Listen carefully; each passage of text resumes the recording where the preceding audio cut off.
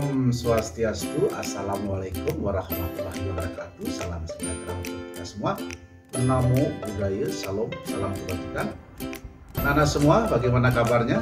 Bertemu kembali dengan Pak Aryase ya. Hari ini kita akan membahas materi tentang usaha dan pesawat sederhana. Saya siap mulai ya. Namun sebelumnya jangan lupa klik subscribe dan tekan tombol loncengnya. Oke, kita mulai ya. Pesawat sederhana. Tujuan pembelajaran kita kali ini adalah ya, setelah mengikuti pembelajaran secara daring dengan menyimak video pembelajaran pesawat sederhana, siswa diharapkan dapat ya, yang pertama, siswa dapat menyebutkan jenis-jenis pesawat sederhana dengan benar. Kedua, siswa dapat menghitung keuntungan mekanis suatu pesawat sederhana dengan benar. Yang ketiga, siswa dapat menghitung gaya kuasa dalam soal yang berhubungan dengan katrol dengan benar. Yang keempat, siswa dapat menghitung gaya beban dalam soal yang berhubungan dengan bidang miring dengan benar. Yang kelima, siswa dapat menggolongkan jenis suatu pengungkit dengan benar. Dan yang keenam adalah siswa dapat menghitung gaya kuasa dalam soal yang berhubungan dengan pengungkit dengan benar. Jadi inilah 6 tujuan pembelajaran kita pada kali ini ya. Mari kita mulai ya. Kita mulai dari jenis-jenis pesawat sederhana. Namun sebelumnya kita harus paham dulu apakah itu pesawat sederhana ya.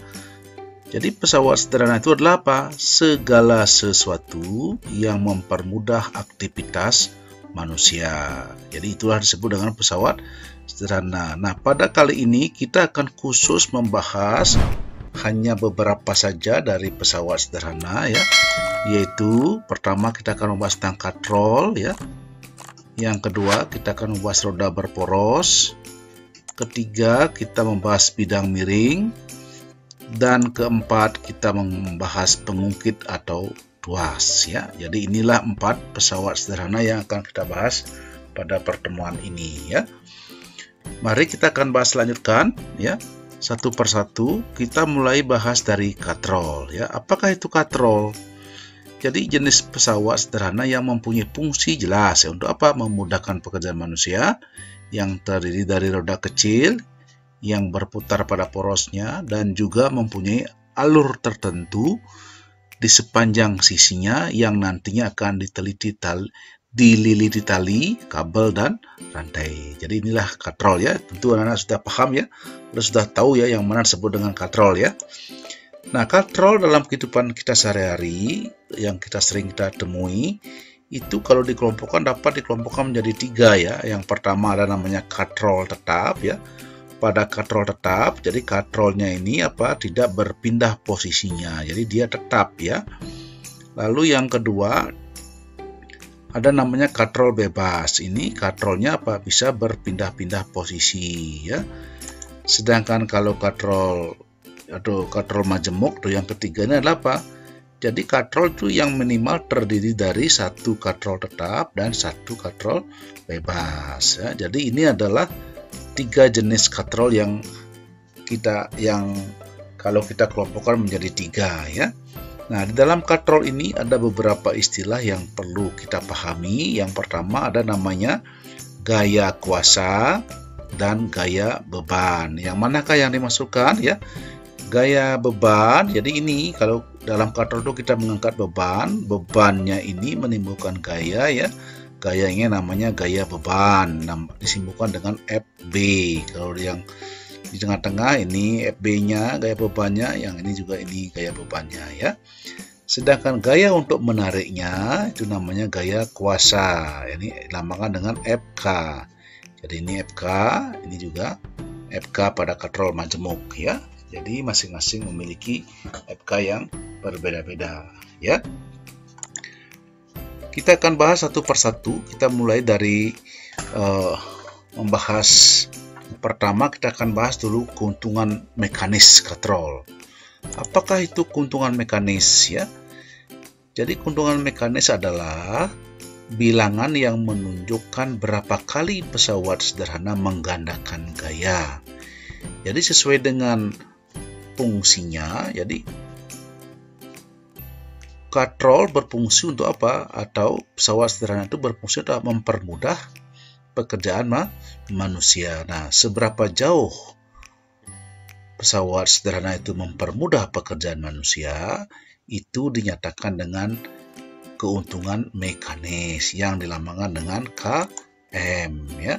Nah, KM ini rumusnya adalah gaya beban dibagi dengan gaya kuasa. Jadi tadi sudah dijelaskan ya, yang mana gaya beban, yang mana gaya kuasa. Nah, mari kita akan bahas pada katrol tetap bagaimanakah keuntungan mekanisnya ya. Jadi pada katrol tetap, ingat tadi ya, jadi ini FB-nya di sini, ini FK-nya. Nah, pada katrol tetap, gaya kuasa itu sama dengan gaya beban. Artinya kalau kita menarik beban seberat atau beban dengan gaya 15 Newton, maka gaya kuasa yang diperlukan untuk menariknya juga 15 Newton. Itu maksudnya ya. Nah, karena pada katrol tetap FK sama dengan FB, maka apa? KM sama dengan 1. Jadi ingat kembali rumusnya, KM sama dengan FB per FK.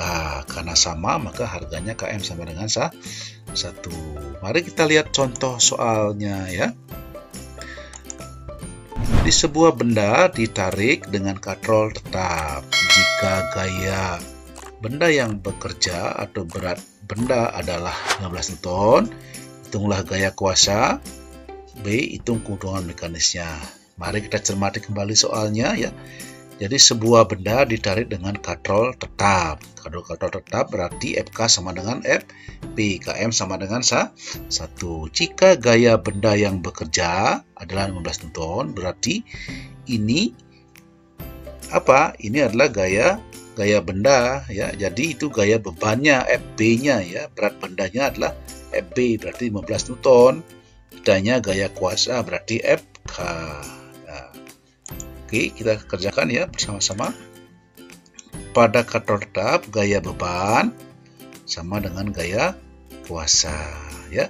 Karena gaya bebannya 15 Newton, maka gaya kuasa sama dengan 15 Newton. Sama juga ya. Keuntungan mekanisnya berapa? Ya pasti sama dengan 1 karena dia katrol tetap, atau masukkan ke dalam rumus KM sama dengan FB per FK. 15 bagi 15 sama dengan 1 ya, sangat mudah ya. Oke, kita lanjutkan berikutnya tentang katrol bebas. Nah, pada katrol bebas kita ambil contoh kata katrol tunggal bebas. Nah, jadi yang bebas itu 1 ya, sehingga disebut katrol tunggal bebas. Jadi anak perhatikan di sini ya. Gaya kuasa itu yang diperlukan sama dengan setengah dari gaya bebannya. Nah, setengahnya. Artinya kalau kita menarik beban dengan 10 Newton, maka apa? Gaya kuasa yang diperlukan hanya 5 Newton. Jadi kita mendapat keuntungan ya 2 kalinya ya. Nah, berapa keuntungannya? Kita lihat rumusnya ya. KM sama dengan FB per FK, KM sama dengan FB dibagi setengah FB sama KM sama dengan 2. Jadi perlu diingat di sini ya. Keuntungan mekanis dari katrol bebas tunggal bebas adalah 2. Beda dengan katrol tetap yang tadi ya. Kita lihat contoh soalnya. Sebuah benda dengan gaya beban 15 Newton ditarik dengan katrol tunggal bebas ya. Jadi gaya bebannya 15 Newton. Hitunglah keuntungan mekanisnya. Lalu gaya kuasa yang diperlukan berarti FK ya. Kita langsung saja ya penyelesaian ya. Pada katrol tunggal bebas, KM-nya berapa? Sama dengan 2. Langsung saja dijawab 2 ya. Kemudian FK-nya berapa? Kita masukkan dalam rumus ya. KM sama dengan FB per FK. Masukkan harga KM-nya 2. Gaya bebannya adalah 15 Newton. Jadi 2 sama dengan 15 Newton per FK. Sehingga FK sama dengan 15 Newton dibagi 2 sama dengan 7,5 Newton. Ya. Berikutnya kita bahas pada katrol majemuk. Nah, katrol majemuk ini perhatikan seperti ini gambarnya ya. Jadi ada minimal 1 katrol tetap dan 1 katrol bebas. Nah, pada katrol majemuk, KM sama dengan jumlah tali yang menyokong berat beban. Ya, jadi jumlah tali. Yang manakah yang dimaksudkan? Ya, jadi Anda lihat dulu mana bebannya. Ini bebannya. Manakah tali yang menyokong dari beban ini? Nah, ini talinya 2 ya. Jadi, karena 2 tali yang menyokong berat beban ini, maka KM untuk katrol majemuk ini sama dengan 2. Itu yang dimasukkan ya. Rumusnya sama seperti ini. Kita lihat contoh soalnya ya. Sebuah benda ditarik dengan gaya seperti 8 Newton seperti gambar. Nah, ini gambarnya ya. Jadi ada 2 katrol tetap dan 2 katrol bebas. Nah, dengan gaya seperti ini ya. Hitunglah keuntungan mekanisnya. Jadi KM gaya beban. Nah, mari kita selesaikan bersama-sama ya. Pertama untuk KM. Nah, KM sama dengan 4. Dari mana dapat? Jadi perlu diingat bahwa apa? KM pada katrol majemuk itu sama dengan jumlah tali yang menyokong berat beban. Jadi ini bebannya ya. Berapakah tali yang menyokong beban ini? Kita hitung ya. 1, 2, 3, 4. Jadi ada 4 tali. Berarti KM sama dengan 4 ya. Nah, FB-nya berapa gaya beban? Nah, jadi masuk dalam rumus KM sama dengan FB per FK. FK-nya sudah diketahui di sini ya. Sebuah benda ditarik dengan gaya 8 ton. Jadi karena kita menarik berarti itu adalah gaya kuasa 8 ton. Masukkan dalam rumus KM-nya 4 sama dengan FB per 8 Newton. Sehingga FB sama dengan 4 kali 8 Newton sama dengan 32 Newton. Ya. Tidak sulit ya. Oke. Kita lanjutkan sekarang dengan pesawat sederhana yang kedua, yaitu roda berporos ya. Nah, contoh dalam kehidupan sehari-hari yang sering kita lihat dan pakai mungkin ya, ini adalah roda gigi atau gear dan ban pada sepeda atau sepeda motor. Jadi kalau anak yang punya sepeda motor atau sepeda ya, tentu anak-anak paham ini ya. Inilah yang dimaksud dengan roda giginya atau roda berporos ya. Nah, pada roda berporos ya, jadi roda gigi itu berfungsi sebagai pusat pengatur gerak roda sepeda yang terhubung langsung dengan roda sepeda. Jadi itu ya, roda sepeda menerapkan prinsip roda berporos untuk mempercepat gaya saat melakukan perjalanan. Jadi contoh lainnya adalah apa? Kursi roda, sepatu roda ya. Jadi dengan adanya roda berporos, kita akan lebih mudah untuk mengayuh sepeda misalkan ya. Jadi lebih mudah kita ya. Baik, kita akan lanjutkan dengan pesawat sederhana yang ketiga, yaitu bidang miring. Bidang miring itu apa? Jadi merupakan bidang datar yang diletakkan miring ya, atau membentuk sudut tertentu sehingga dapat memperkecil gaya kuasa. Nah, jadi contohnya, jadi Anda lihat di sini ya, ada tangga. Jadi tangga itu dibuat miring sehingga kita lebih mudah untuk menaiki tempat yang lebih tinggi ya. Skrup, jadi ini dibuat skrupnya itu apa, berputar-putar sini miring ya, bidangnya miring sana sehingga dia lebih mudah untuk dimasukkan ya. Kemudian ada pisau yang ini semuanya miring. Bayangkan kalau pisau kita tidak miring di tempat untuk mengirisnya ya, berapa susahnya kita mengiris sesuatu ya, atau memotong sesuatu. Lalu ada pahat, contoh yang lain ada kapak, kemudian mata bor, bidang miring. Jadi ini kalau kita misalkan menaikkan drum atau benda dari bawah ke atas tempat yang lebih tinggi, kita menggunakan papan miring ya. Kemudian sepaku atau paku ya, paku ini bayangkan kalau pakunya ujungnya tidak dimiringkan, maka kita akan susah untuk memasukkannya ya. Oke, kita lanjut sekarang dengan berapakah keuntungan mekanis dari bidang miring ya. Nah, bidang miring kita gambarkan sebagai suatu segitiga ya. Ini bidang miringnya, ini tingginya dari bidang miring itu ya. Jadi untuk segitiga seperti ini kita misalkan. Nah, jarak kemiringannya ini itu kita lambangkan dengan L ya. Jadi panjang bidang miringnya L, sedangkan tinggi bidang miringnya adalah H ya. Nah, apabila kita menaruh beban di bidang miring ini, maka kita tentu akan mendapat lawan dari gaya benda yang kita dorong itu. Itulah yang kita perlukan, namanya F kuasa ya. Arahnya mendorong kita, sedangkan gaya bebannya adalah ke bidang miring itu ya. Nah, bidang miring dengan antara gaya beban dengan gaya kuasa ini membentuk segitiga yang kecil yang sebangun dengan segitiga yang besar dari bidang miring ini. Nah, dengan demikian ya, Km itu sama dengan FB per FK itu sama dengan L per H. Jadi keuntungan mekanis dari suatu bidang miring itu adalah apa? Panjang dari bidang miring dibagi dengan tingginya, L per H ya. Kita berikan contoh berikut ini ya. Berikut merupakan gambaran skematis tangga yang ada di rumah Ide Ayu. Panjang tangga tersebut adalah 8 meter, sedangkan ketinggiannya adalah 4 meter sesuai gambar. Nah, ini gambarnya ya. Jadi panjang tangganya adalah 8 meter, tingginya 4 meter. Hitunglah keuntungan mekanis dari tangga tersebut. Ini mudah saja ya. Kita langsung masukkan rumusnya. Km sama dengan L per H. Jadi panjang bidang miring dibagi dengan tinggi bidang miring. Berarti 8 dibagi 4 sama dengan 2 ya. Gampang sekali ya. Oke. Kita lanjutkan dengan pesawat sederhana yang keempat, yaitu pengungkit atau tuas ya.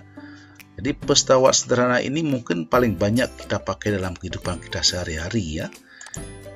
Nah, bagan suatu pengungkit atau tuas kita bisa gambarkan seperti ini ya. Jadi setiap pengungkit tuas pasti ada komponen seperti ini. Pertama ada apa?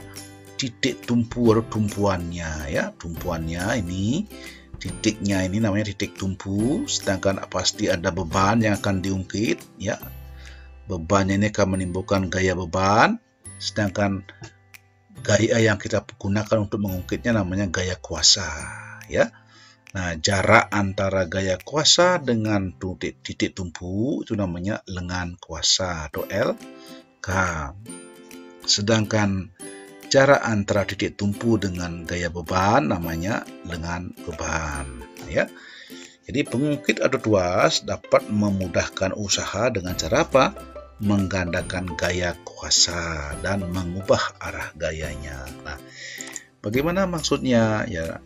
Ini penting sekali dalam kehidupan kita sehari-hari. Misalkan pada jungkat-jungkit ya, bagaimana agar jungkat-jungkit atau timbangan mungkin ya itu bisa setimbang ya. Syarat kesetimbangan suatu tuas atau pengungkit itu bila apa ini?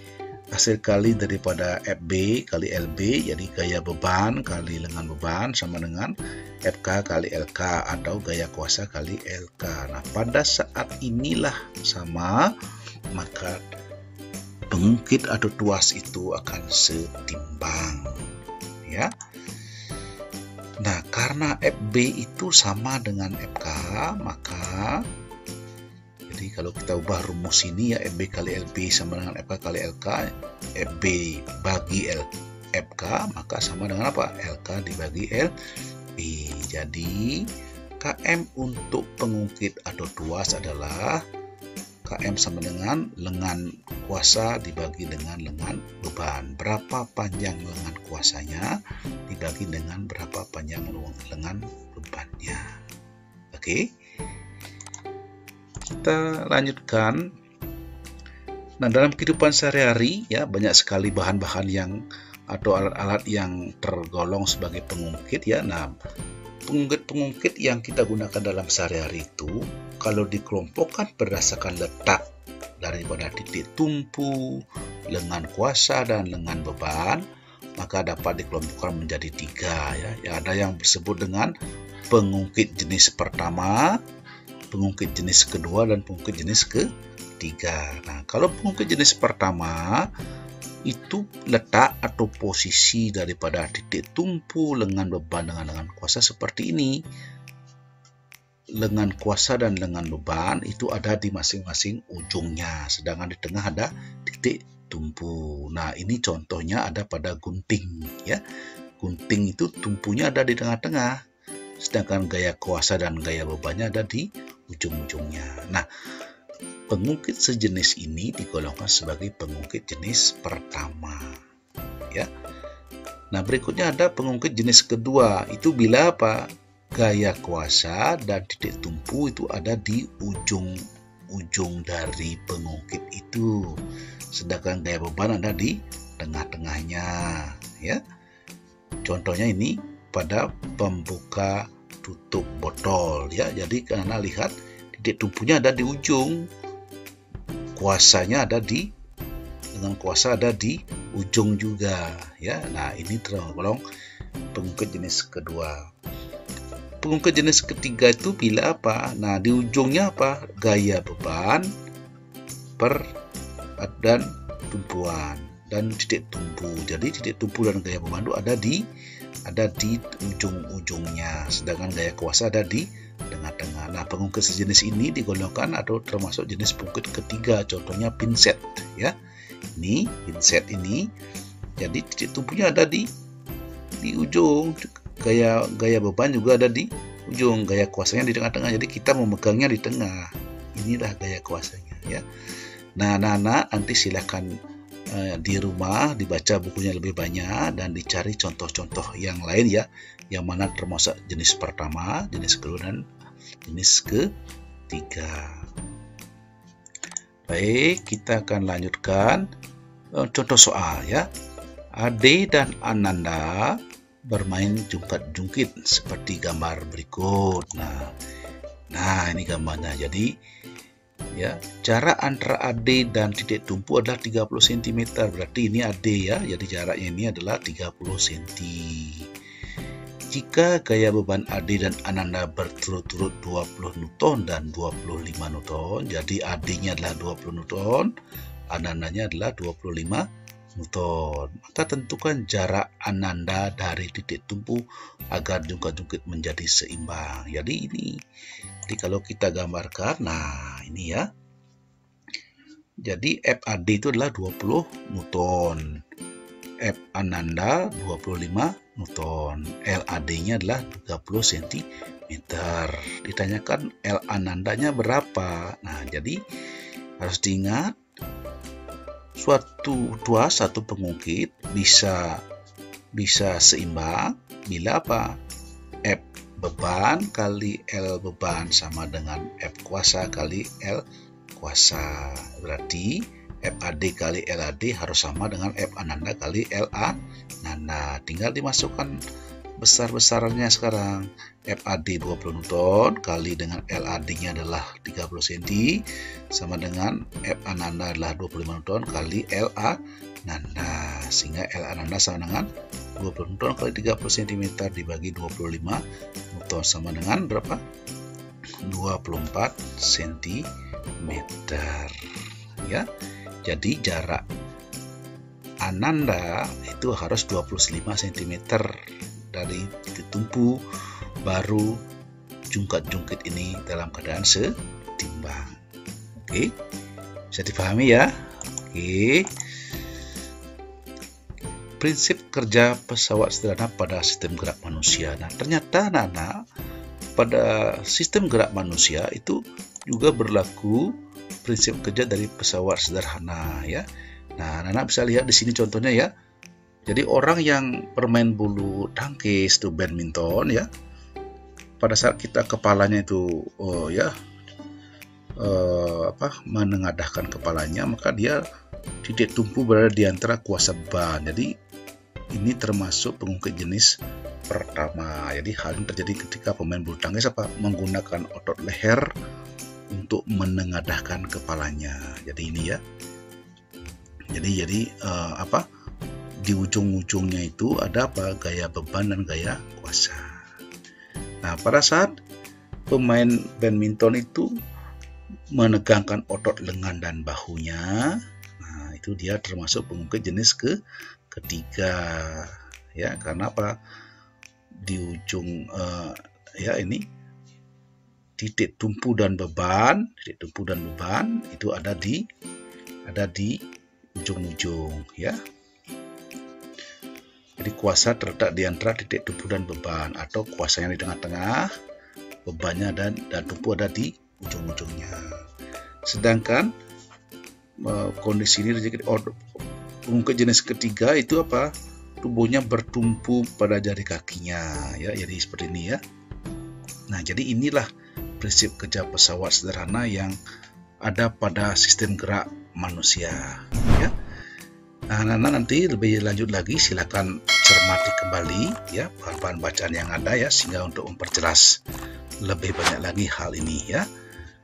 Baiklah anak-anak semua, demikianlah pembahasan materi kita pada kali ini. Semoga bisa memberi manfaat pada anak-anak semua. Kita akhiri sampai di sini. Om Santi Santi Santi Om. Wassalamualaikum warahmatullahi wabarakatuh. Salam sejahtera untuk kita semua. Namo Buddhaya, salam kebajikan.